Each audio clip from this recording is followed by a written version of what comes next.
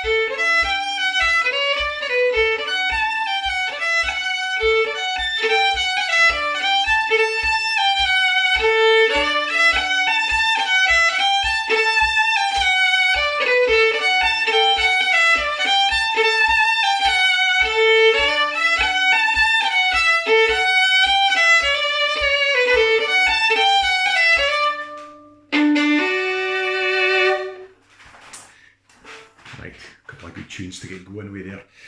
Now I'm going to play a set of tunes. These are our brand new compositions. A couple of them are commissions that I got this week, finished up. The first was written for Dr. Neil Fraser, and it's for his daughter Amy. And Amy, like myself, she's actually been getting treatment for cancer. Although I'd finished long before she was diagnosed, and she's going through it just now. So Neil, Dr. Neil Fraser, he was thinking he'd like a tune to sort of commemorate the fact. And for her bedroom window, you look out across the Pentland Hills. So he wanted the tune to be called Across the Pentlands. So it's a 9/8 pipe march. that goes into a spare wrote for my dad. This is called Ian Anderson of the Howard Cramar. I have written music for my dad before, but I don't think it actually had his name in the title, so I thought it'd be nice to actually hear his name recorded in a melody. So I wrote a tune for him last week, as I said it was. And then the last tune is for a pal of mine for Tom and Towel. This is Edward Stewart, and Edward is going to be 75 within a fortnight, and this was really to commemorate the fact that the nearby hill Edward has been up, the hill of Tom and the Bat, over 1,000 times now. So this was something to mark that. He said it's not the biggest hill, but still that's quite an achievement. So the last tune, the reel, is called The Top of Tom and the Bat.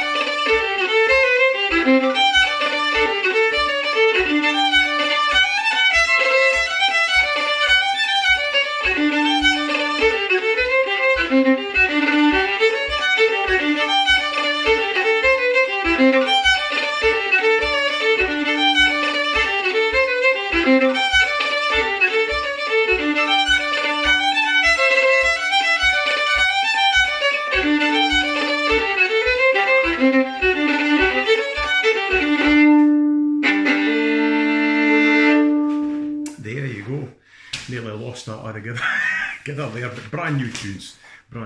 So give myself a little bit of leeway with that. So yep, set of new tunes that are written last week.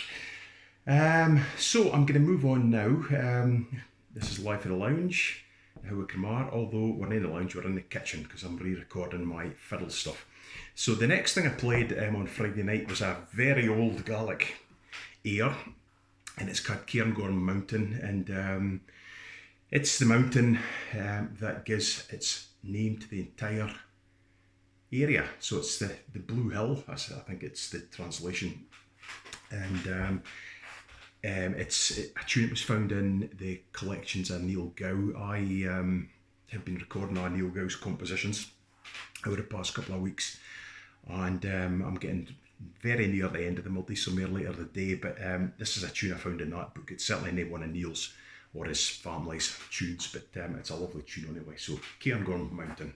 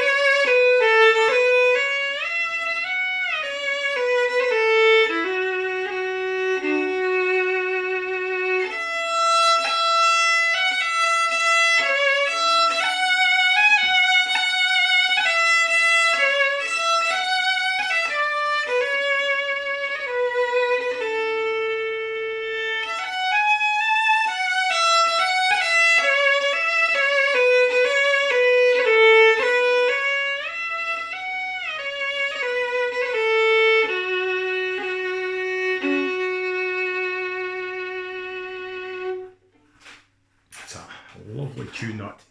Right, on to something different. First time I've done this, it were live in the lounge shows, but I am going to read a poem. I just thought this was something a bit different. And this is a poem called When Tykes Were Bold.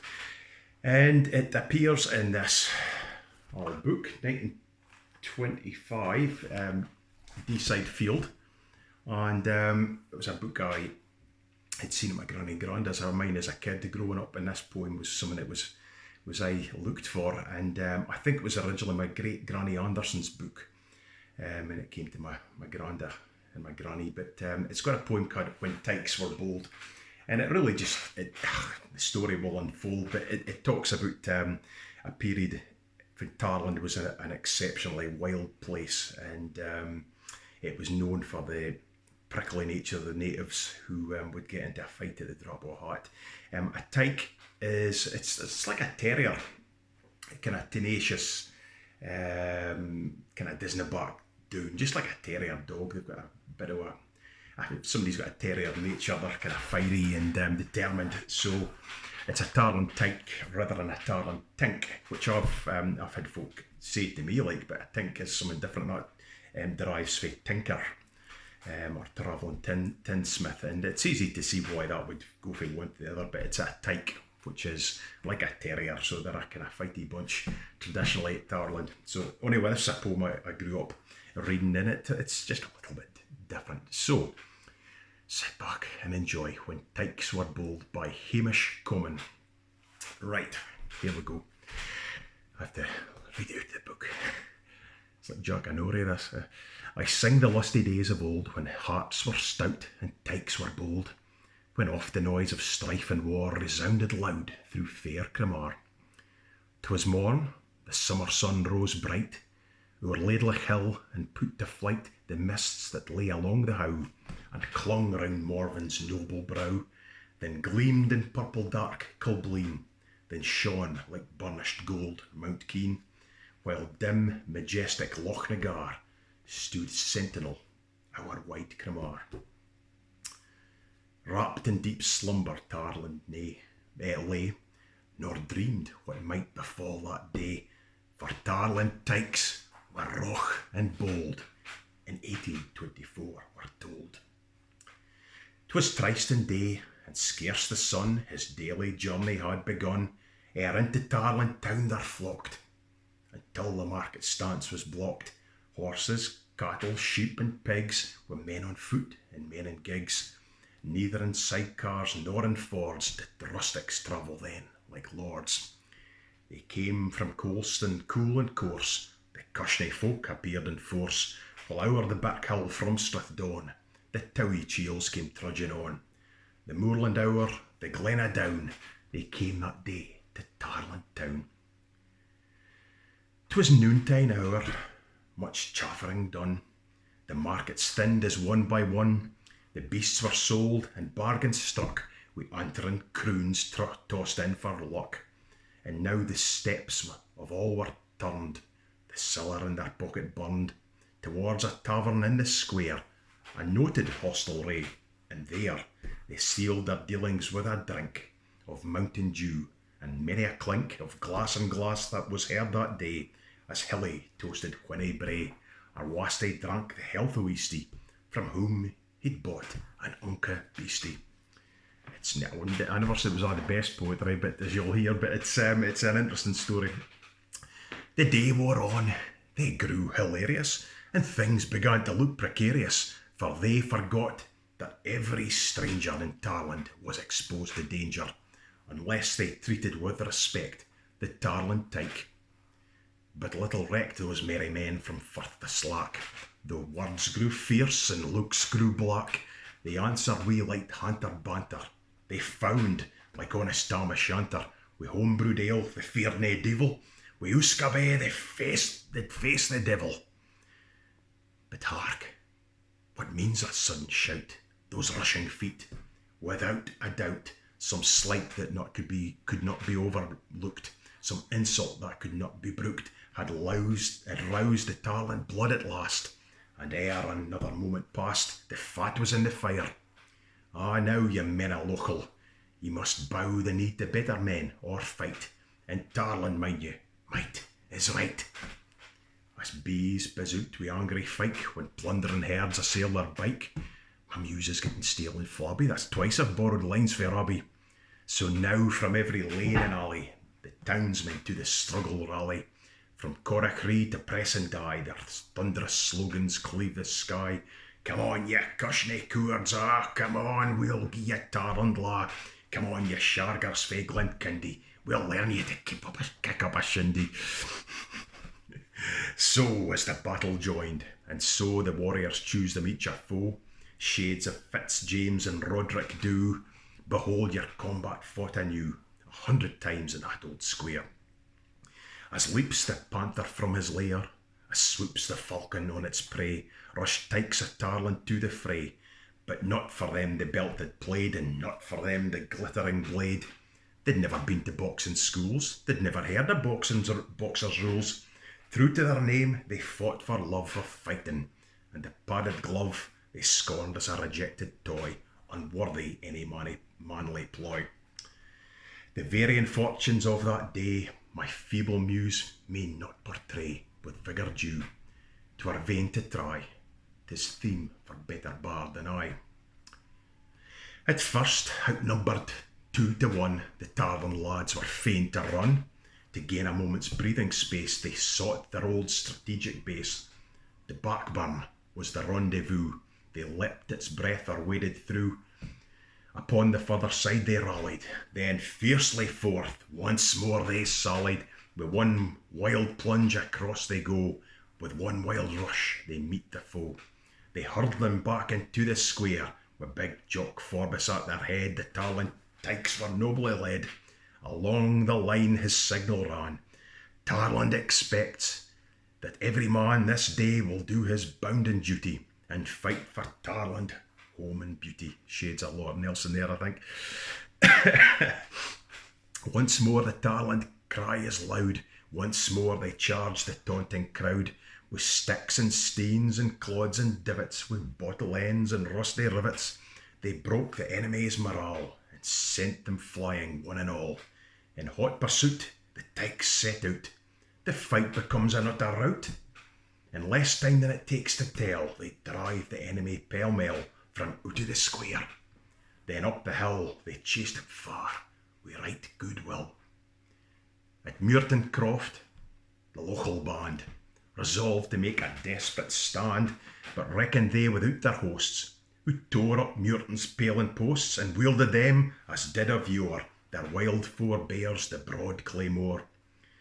Rained right and left their hefty blows, and once again their slogan rose, and in a thrice the foes were scattered, beaten, bleeding, bruised and battered. The local men turned tail and fled, with vows of vengeance on the head of him who, curse him, first had dared to beard the tyke in his ain kail yard. So ends my tale of olden days, but still at many a fireside blaze in Tarlant town this tale is told of those brave times when tykes were bold. The end. There you go. Well, that's not something you hear very often, and it might sound a wee bit far-fetched, but actually there's a lot of documentary and historical evidence of it used to go on at the fee and markets and fairs, and just the general marts. Tarland was notoriously wild, and there are records of folk being beaten so badly that they never rose from their bed, and in some cases actually folk died. There's evidence that there was up to 100 men would be stripped to the waist in the old square in Tarland in the early 1800s. So thankfully it's calmer kind of times, but watch yourself if you come to Tarland.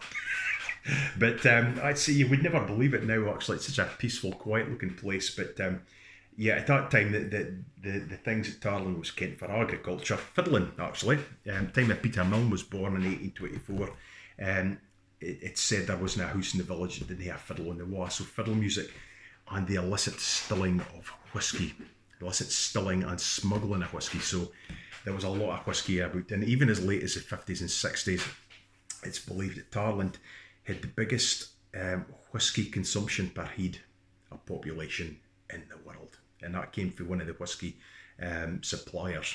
So there you go, when tykes were bold. Right, we'll move on with some music. So I've got I'm playing quite a lot of commission music this week. This is a couple of tunes I was asked to write by a lad from Abine, Miles Newman, and he got in touch because he wanted to kind of mark the coronavirus pandemic and its effect on folk and the community and the nation, I suppose, whether it be Scotland or the UK, but I suppose worldwide. And so he asked if I would write something, and the first piece he wanted it to be quite thoughtful.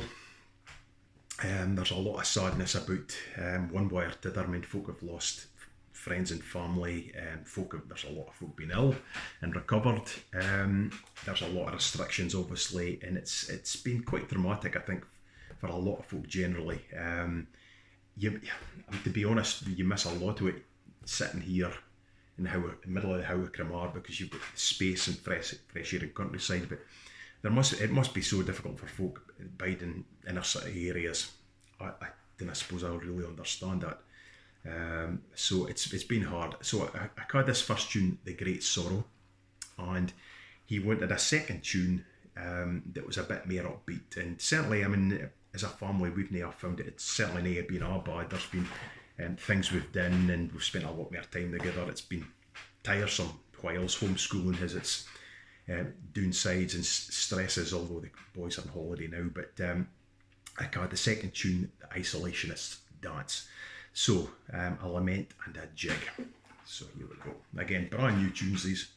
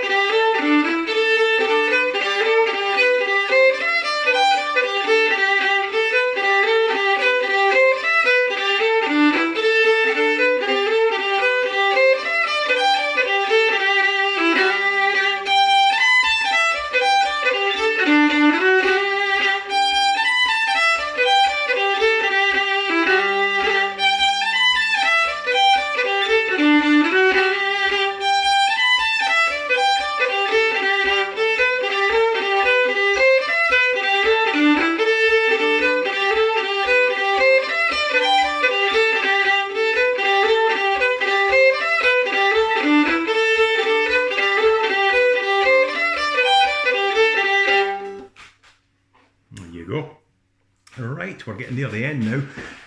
One other wee thing that we did, obviously there's nice singing here, showing us singing, but she tries to have something that ties in with the day of our Life of the Lounge concert. And the day after our concert, on the 3rd, it's obviously the 4th of July, and that's Independence Day in America. So I played this tune, just I rattled through it once, because it relates to one of the visits to Virginia a few years ago. Our host Anne and Roy, they took us to Monticello, which was the home of Thomas Jefferson, just outside Charlottesville.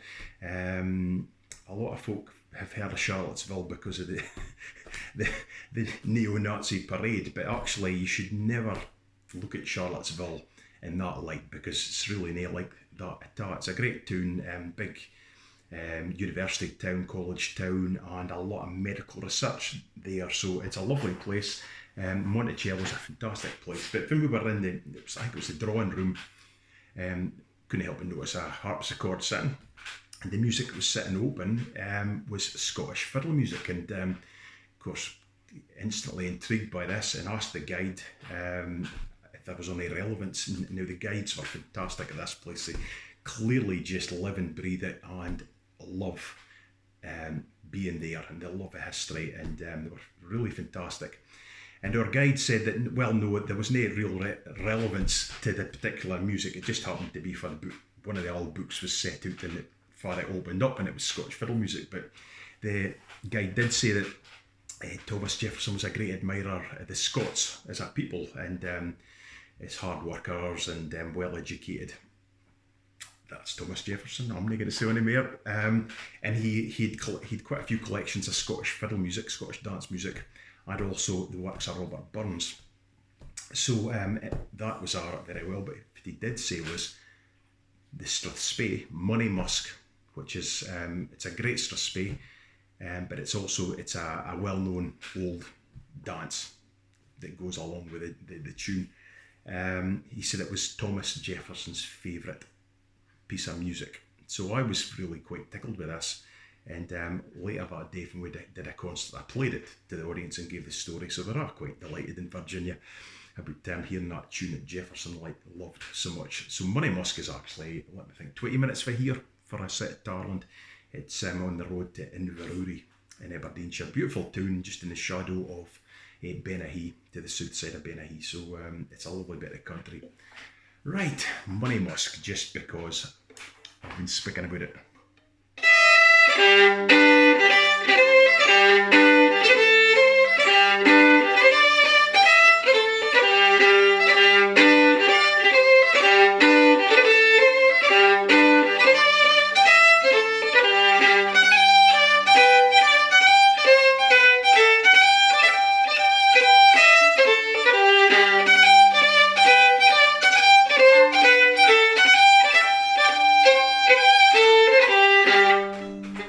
Tune. There you go, quick bash through Money Musk. Right, that's me about done. I'm not going to say much more. I'll just play a couple of tunes to finish up. This is how we finished the concert on Friday. That was number 17 of these Live for the Lounges.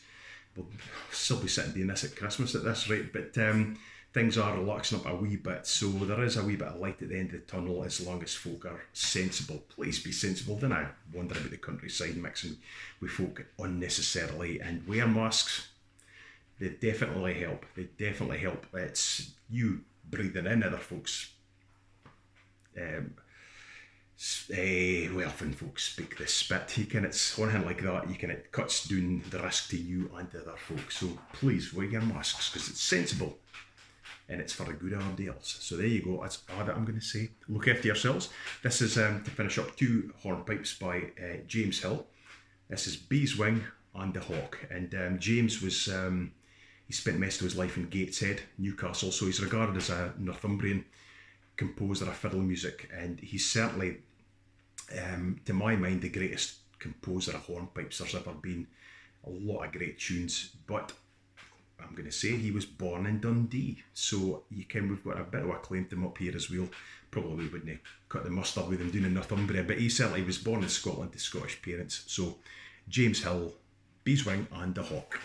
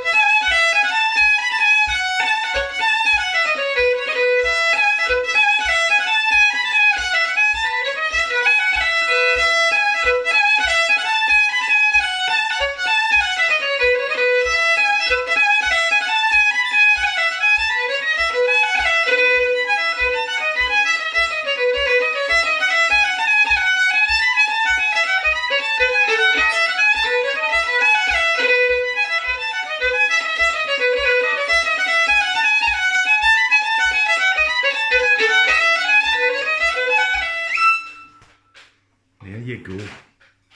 Not too bad for a kitchen. I think that's it, folks. Yeah, that'll do. I've had a mental block as regards Highland Laddie. We played out with that, kind of the two fiddles, but doesn't matter. We'll play it another time. All the best.